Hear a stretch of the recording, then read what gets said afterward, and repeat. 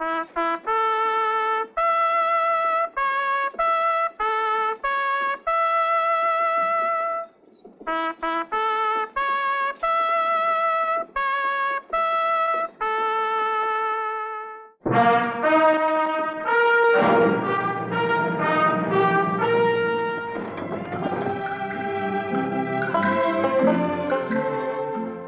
folks. I'm the Old Ranger with an exciting new story of real life in the Old West. In 1890, a gold strike exploded the silence of California's dry desert canyons. Now, gold hunters stampeded to the diggings in spring wagons, buckboards, anything on wheels. Among them was an immigrant from Europe, Charlie Coan, who cut across the trackless wastelands on an ordinary bicycle. Now, some people call this intrepid cyclist Dutch Charlie. Others refer to him as Bismarck of the desert. He and his bicycle were inseparable, even after he converted it into an armed fortress, a primitive juggernaut of war, a one-man tank.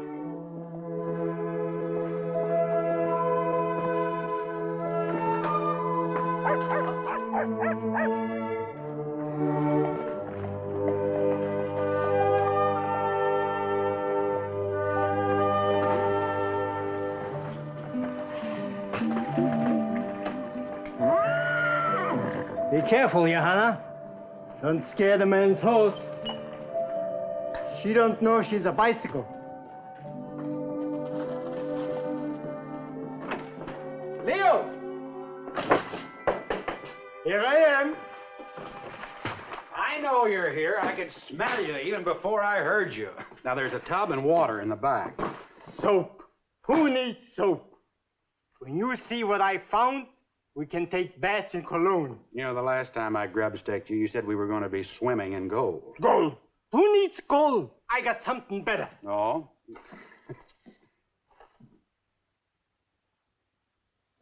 This is better than gold? Well, it's just as good. It'll make you and me a bundle. But rock salt. Charlie, I have got 5 sacks full of better and purer salt than that right here. Sure, you got it. But from where? From a wholesaler who charges you big profits.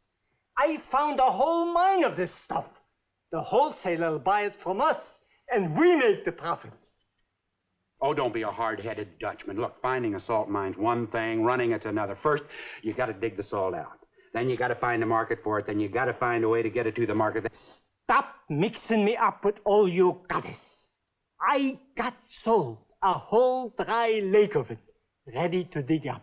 How come you stopped chasing after gold? You can get rich quicker digging it up. Salt in the hand is worth more than dreams in your head. You ought to see that dry lake. Miles and miles of salt. I dug up some already, and I built a house and a supply shack on it. Leo, we're gonna get rich. I don't know, Charlie. Now, you're into me for quite a lot of supplies already. Now, not that I'm complaining, but I'd just rather see you settle down to a regular business like this. You know, towns around here are growing. Me, a storekeeper?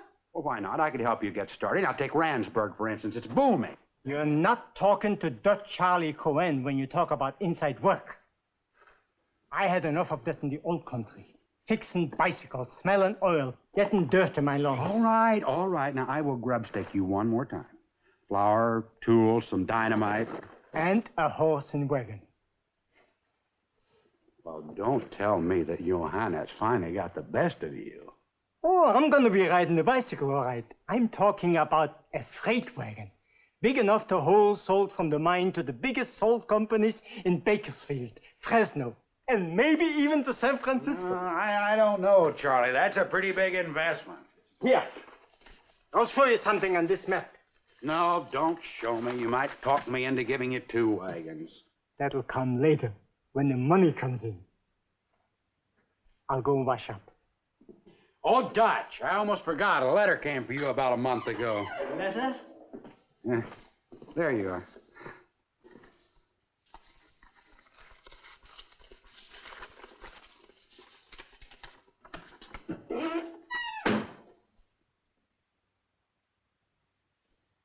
Bad news, Dutch?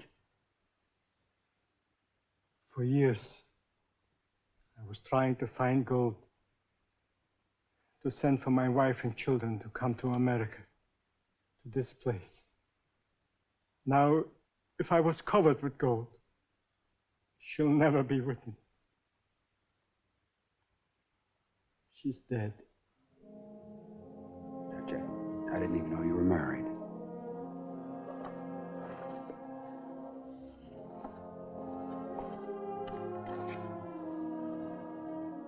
My wife, Hilda. My son and my daughter, Peter and Anna. They was that high when I left the old country.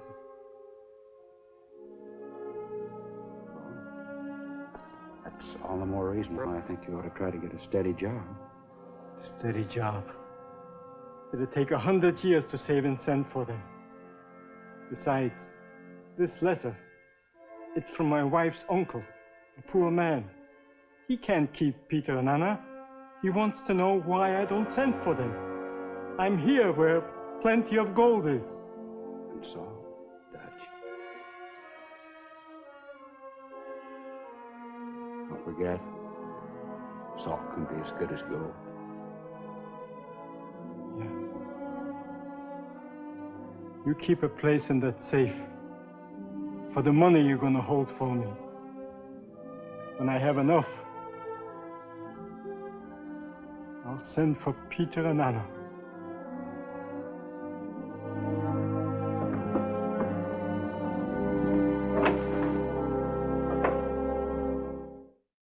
That's about it. Well, Leo, every time I sell a load of salt, I'll send you the money. You don't have to. Make an accounting next time you come in for supplies.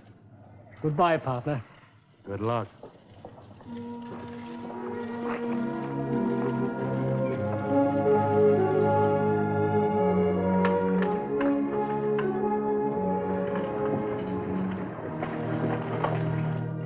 I'm sending some money to you to buy tickets on a boat to send Anna and Peter to America.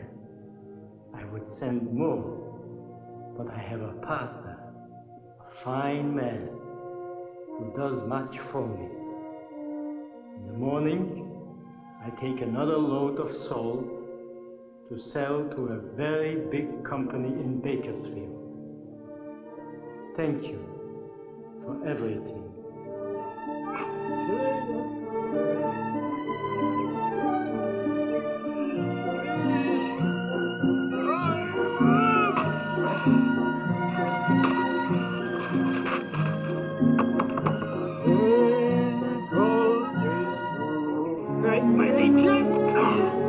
Tell me about the game. Ah, there we are.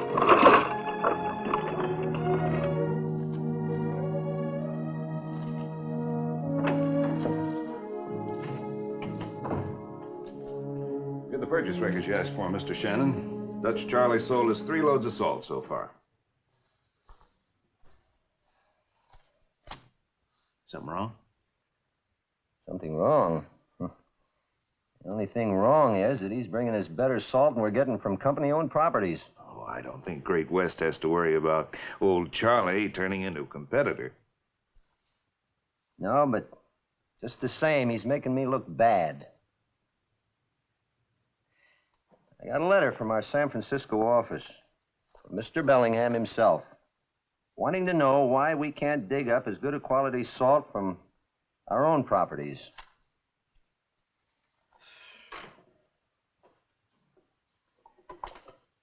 Wherever you see a pin is where we're operating. And an old desert rat finds top-grade salt right under our noses. Last time he was in, he said he found a dry salt lake, big enough for him to work 100 years. A dry lake? No, that ought to be worth checking on. Knowing Dutch Charlie as I do, he probably just stumbled across it and started digging up salt without bothering to file a legal claim. You can bank on that. But what I want to know is where it is. If I could make a deal to take it over, Mr. Bellingham would be mighty pleased.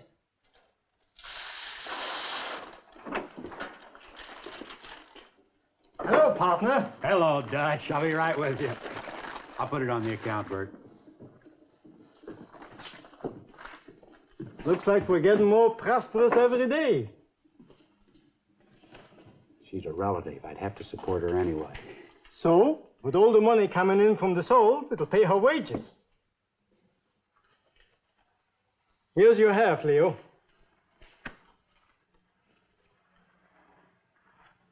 Where's yours? On its way to Holland. I've sent for Peter and Anna. I divided it even. Dutch, you've been working that salt mine for better than 4 months. 4 months, 2 weeks, and 1 day. And twice this is all we have to show for it. That's right, 50-50. That's just not enough for 2 people. Every business is slow when it starts out. Well, you hang on to the money. We'll figure out the accounting later. You're pulling out? Well, I'm a merchant. What do I know about salt mining? You'd be better off if you had a steady job. Look, there's a lot of bicycles in San Francisco that need fixing. You're an expert. I ain't gonna quit for all the bicycles in the world. It'll be cheaper for me in the long run than to continue letting you have supplies. Now, this is your share for the salt, whether you want it or not. Dutch! I never could say no to you. Why should I start now? Especially since you're a family man. What do you need? You had me scared for a while. I don't know anybody else who would crop stake me. Now, I want to make one thing clear. I'm going to give you credit for 3 months and then make it or break it, not 1 day more. Oh, by that time I'll be a cash customer. I hope so. I hope you're getting a good price for that salt. Oh, pretty good. Last time when I was in Bakersfield, Mike Shannon promised to be better if I bring in bigger loads. You mean Mike Shannon, that sharpshooter? Now, why do you say that? He's a nice fellow. He asked me up to his house and we had dinner together. Dutch, Mike Shannon wouldn't give his own grandmother dinner unless he wanted to get something out of her. Do I look like his grandmother? Now, what would he want from me? I don't know. But he's always shooting angles. Mike, have you filed a claim on that dry lake? Claim? I've been working that land for years. Besides, I didn't think you have to file on salt. Maybe you don't. I'll check into it. Look, you come back later and I'll fix you up with the supplies. Yeah, sure. You betcha.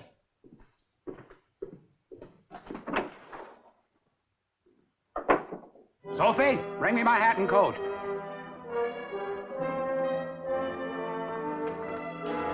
Keep your eye on the store. I'm gonna run down to the land office.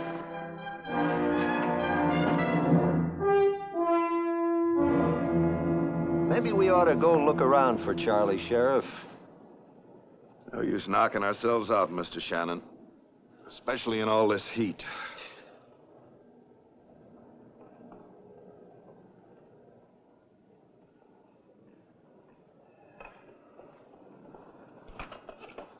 Well, company. This is a big surprise. Come inside. Out of the sun, I'll fix you a little lunch. This isn't a social call, Charlie. Serve him. I don't understand. What does this mean? This means you're being evicted. This property you've been working doesn't belong to you. Well, that's a mistake. That's my house. I built it myself. And that's my mine. I work it now for a long time. I sell the salt to Mr. Shannon. Yes, well, you'd never have sold it to me if I knew it was coming off of this property. Our company filed on it a long time ago. So, if you'll just get your things together and clear out, huh? You clear out! This is my land. Nobody's gonna take it away from me. I shoot first. Hold on now. This is the law you're talking to. In 1 minute, if you're not off this land, my gun will be talking to you. Charlie, I'm coming back here with a posse. And we'll get you off of this land if we have to drag you off feet first. I kill anybody who's gonna take this land away from me. This is for Peter and Anna. Come on.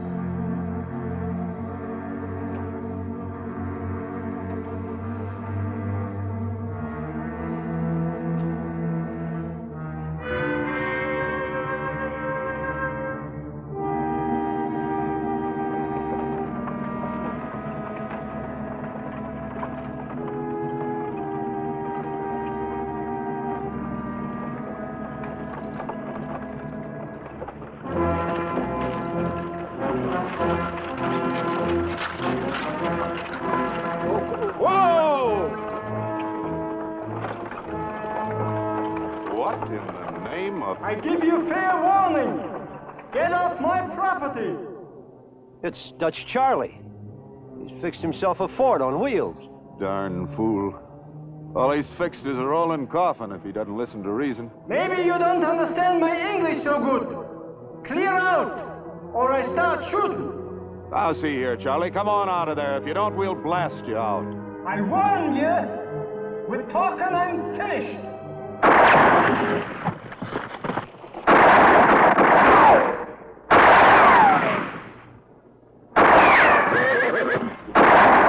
Here. You come back, I shoot straighter. Whoa! Whoa! Whoa! What'd we run for? There's only one of him, plenty of us. That one of him in that fort could hold off a regiment. Besides, we didn't come here to kill him, just to evict him. A little taste of dynamite would evict him right out of that fort and off of this property. Mr. Shannon, you got a court order, and I'm carrying it out. But I ain't aiming to shed any blood. Mine or anybody else's. Hey, he's turning back.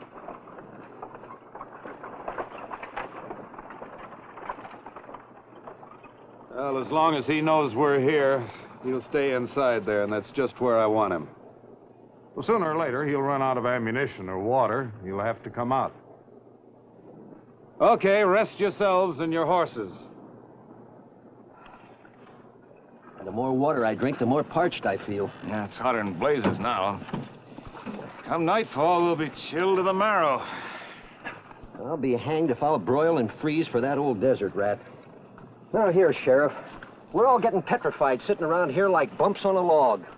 I'll warrant Dutch is even more petrified.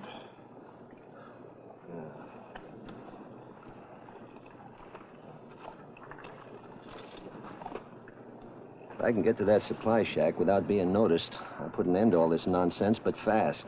None of the posse are looking your way. What good getting to the shack do us? Well, an old prospector like Charlie's bound to have a couple of sticks of dynamite stashed away someplace.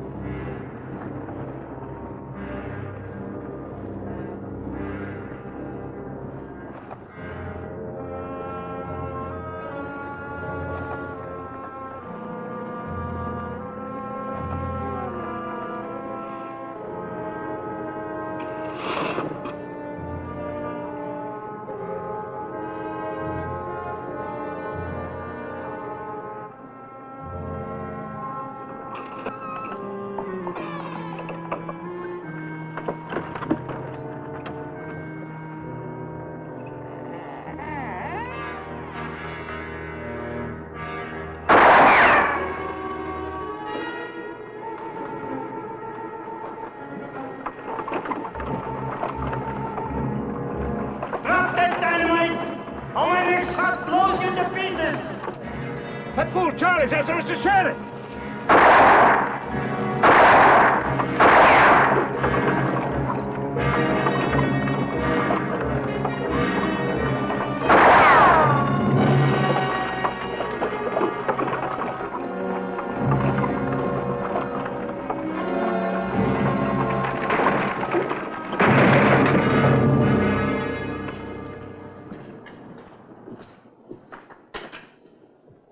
Yeah, that ought to hold you till we get you to jail.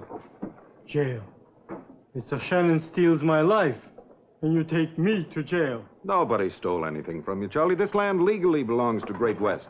They've got men exploring for salt all over the country all the time, buying and leasing everywhere. They never operated this land before.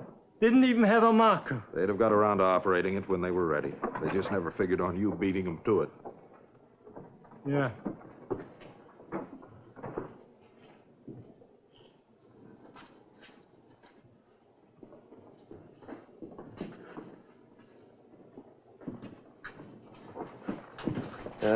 Don't you worry, Charlie. I'll have your stuff hauled to wherever you want it. Mr. Shannon says I shouldn't worry. With my own hands, I built every piece of it. The furniture, the house, a place for my son and daughter. Oh, cut it out, Charlie. Let's go. I wish you luck, Mr. Shannon. Charlie! Well, looks like Mr. Bellingham and me missed the best part of this chivalry. Mr. Bellingham, What's going on here, Shannon? This squatter tried to steal our property. Well, now, steal's a hard word, Shannon. Oh? Well, what would you call digging up our salt and then selling it to us? Well, it's an honest mistake, but not as big a mistake as accepting a dinner invitation from you. Yeah. Leo told me you'd have made your own grandmother pay. I should have listened to you. Well, the harm was already done, Charlie. You see, after you left, I checked with the land office, and I found out this place already belonged to Great West. So I went to San Francisco to explain things to Mr. Bellingham. Oh, I'm sorry I caused you trouble. I guess I am a big fool. I belong in jail. Mr. Cohen, Great West doesn't approve of Shannon's high-handed action. We're not going to press any charges. What's the difference? I got nothing left anyhow. Well, you hard-headed, good-for-nothing Dutchman, you got plenty left. You got 2 good arms, you've got a strong back, you've got this whole wide world to work in and live, and you got 2 beautiful kids who'll be here any day now. But I have nothing to give them. Not even a roof over their heads. You can supply that. The Great West Salt Company has some land near Cane Springs, which we're never going to work. It isn't worth much. But I'm certain I can get the company to turn it over to you to compensate for this house you built. It's not a bad parcel of land, Charlie. With the water from Cane Springs, you could farm it. And as for that roof over your head, the company can't build you a house, but nobody can stop me from personally advancing you some cash of my own. And whatever supplies you need, your credit's still good at my store. Yeah. You betcha. Fine. Where you going? Johanna, my bicycle. She's busted up. I gotta put her together again. Thank you, gentlemen. Thank you. That hard-headed Dutchman. There's no stopping him.